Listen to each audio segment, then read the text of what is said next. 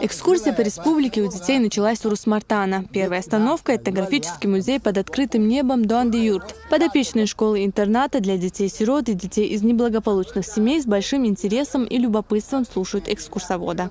Урус-Мартан, Грозный, Хасавюрт, Махачкала, Баку, Тегеран, Багдад, Дамаск, Мекка, Медина, Иерусалим. Кабата, Эбата, Адвиспета, Медерван, Сагуй.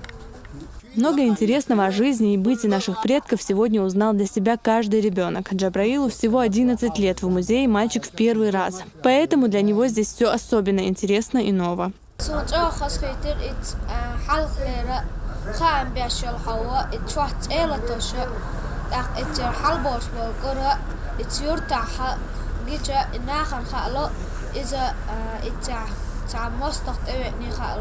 Уже после автобус с юными туристами направляется в Аргун, чтобы увидеть воочию известную своей архитектурной особенностью и необычным внутренним убранством мечеть имени Аймани Кадыровой. Здесь же дети совершили полуденную молитву. Познавательный туризм развиваем в республике для детей. Программа самого мероприятия рассчитана на 2 дня.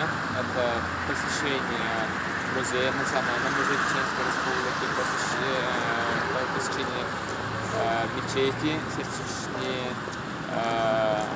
И для детей, развлечения для детей – это каток, это показали мультфильм. Завершилась экскурсия в Грозном. Здесь ребят ждал еще один сюрприз – посещение торгово-развлекательного центра «Гранд Парк», где они смогли подкрепиться и поиграть. День, полный ярких впечатлений, пролетел незаметно. Домой каждый ребенок ушел с подарком. Розана Цамаева, Динара Мурадова, Мариам Анзорова и Хаважа Мунаев. Новости.